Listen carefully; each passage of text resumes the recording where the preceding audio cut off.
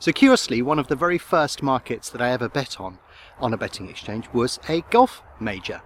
And I've become a bit of a specialist at golf trading over a large number of years. It's just one of those things really that I came into, found a couple of things that worked quite well and have pursued it ever since. I tend to only trade the majors because that's where most of the liquidity is when we're looking at big golf tournaments. And when the Open Golf Championship comes around, this is one of my favourites of the year, simply because of the way that it trades and the unique characteristics of this particular tournament. So if you want to learn more about that, then just watch the rest of this video.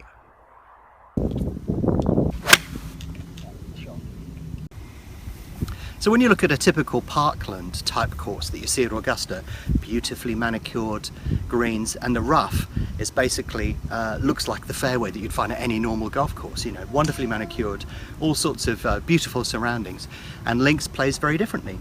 You tend to find that you've got undulating ground, it's uneven, but also because it's near the coast you tend to get a lot of sea breezes that occur at a links course that you necessarily wouldn't get if you're inland. So the way the front nine plays and the back nine plays is significantly different at a links course. But you've also got to contend with this very strange layout of the actual course itself. The structure of the course often feels very different. It's not so well manicured. The rough is thick. You tend to pick up breezes that are different at different times of the day. And it's a very different type of course altogether. But also you'll find that the fairways are less forgiving on a links course, and it's generally shorter, so it doesn't necessarily favour the big hitters, and that is an important characteristic to take into account when you're looking at links golf.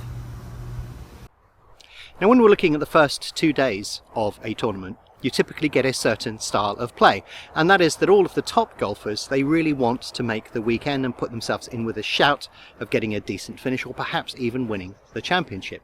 So as a consequence you get different styles of play. The front of the field tends to play percentage golf. They're just trying to make the weekend where they can make a bit of a push for the championship. But the outsiders who are trying to make the cut will very often take a few risky shots in an effort to be able to sneak themselves in towards that particular territory. And this can create some very interesting trading opportunities. If you know which holes are coming up are harder or easier, that will allow you to get involved in the action at that particular moment in time. If a player looks like they're just on the edge of a cut and they've got a reachable hole coming around the corner, then very often they will go for it if they're one of these outsiders that's almost about to make the cut. So that can have a very interesting dynamic. But also the interesting thing about the first 2 days is the starts are staggered and the skill levels between players are all mixed up. So you very often get a player having a good round that gets into the clubhouse. And when they're in the clubhouse on a good round, it's worth noting how the course played prior to them getting into the clubhouse, because if the weather conditions deteriorate, or there's a change in condition or in the wind, that can significantly affect the chasing pack. So that actually brings into play your ability to trade the clubhouse leader. If they had fairly benign weather conditions and they scored low when they reached the clubhouse, you may find that their price shortens up a little bit. But perhaps they actually had quite a difficult round and the weather conditions weren't particularly conducive to that. And in which case, when that chasing pack gets around the course and starts playing all of those holes, you may actually find that their price starts to go out as some of those lower scores tend to come in. So yeah, have a look at the clubhouse leader, how they scored and what the conditions were like during that score. Keep an eye on how the prevailing conditions are at that particular point, and you'll get the opportunity to trade somebody even if they're not playing out on the course.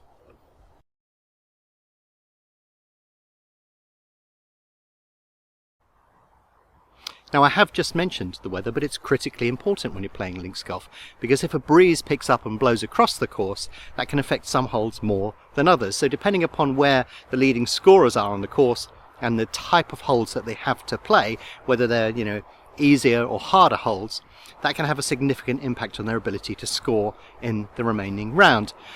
But also, when you get these staggered starts, you may find completely different conditions and wind directions blowing in different ways, and making some of those fairways much harder to hit.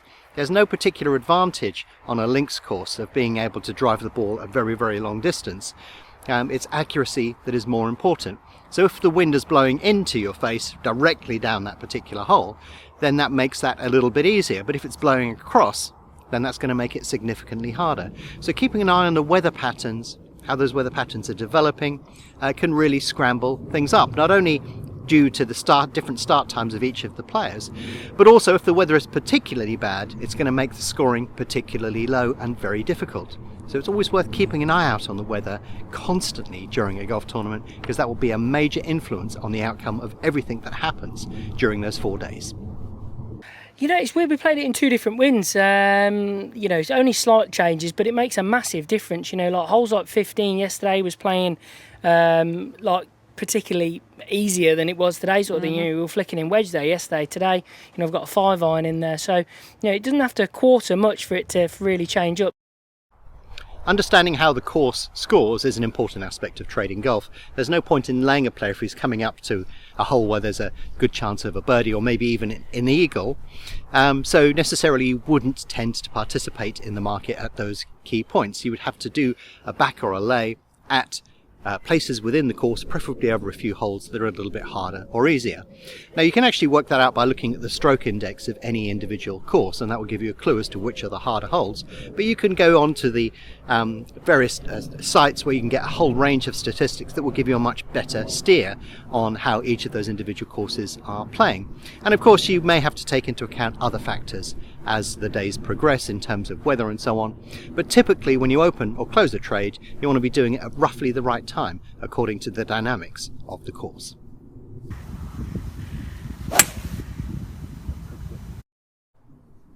Now if you want to pick a big winner, it's very, very hard. You've got a field of 156 players at the Open Championships. So my general approach to trying to find those big winners is to cover a large chunk of the field using Dutching. I pick players that I think will have a favourable tournament, and typically I tend to go for the much bigger prices.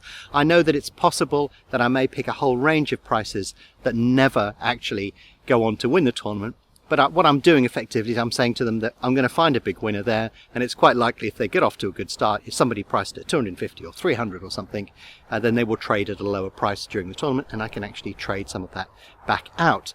So I'll either catch a big winner or I'll be able to trade them off at a lower price, and I'll only need a few of those in order to be able to make some money. You will often see me post on the forum how those individual trades have gone, and I'll basically bring up a list of all of the players that have contracted in price where they started at, and what you will find is you only need 1 or 2 of those to start trading at lower prices in order to cover any liability that you've got on the rest.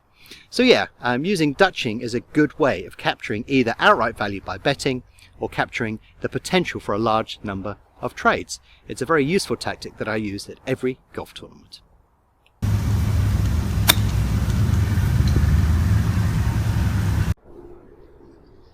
When we get into that final day, the number of shots that the leader is ahead of the pack will be a key determinant on how that final day trades. I went off and did some research, which I shall bring up here, which is basically showing you how many strokes ahead the leader was on round 3 as to whether they actually went on to win the tournament. And what you should be able to learn from this particular graphic is that obviously, and it makes perfect sense, the smaller the number of shots that they have in the lead, determines the outcome of that final day. And of course the interesting thing about the final day is they're paired up so that hopefully the 2 guys at the top of the leaderboard will come up the 18th green together, and it will be decided on the 18th green. That's the best scenario for golf, or thereabouts. So as a consequence there's a complex interaction between those 2 players, and if the scores are close then you may be able to get multiple trades on each of those players as they progress from one stage of the course to another. But as makes sense, the bigger the number of shots that the leader is ahead on round 3 has a direct impact on their ability to be able to see it through on round 4. And you know, keep an eye on the weather on that last round, because if the scores are tight and the weather is awful, literally anything could happen.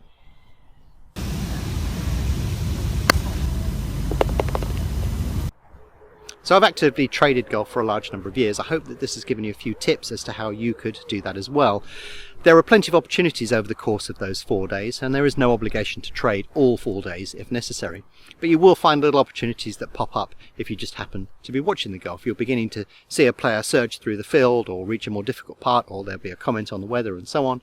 That will all help you get a positive trade. And if you think about it, there are 156 players in this field. Only 1 of them can actually win it. So you have the opportunity to lay 155 potential winners And of course, you know, I wouldn't recommend you do that blindly, but nonetheless, there is the potential there to get a few decent trades in if you pick the right moment to go in and do a lay to back on a number of these individual selections. But yeah, there's always been an opportunity there. I've traded golf every year for a very large number of years, particularly when the majors are around. And my favourite major in terms of variability and the outcome of positive results unexpectedly is the Open Championship.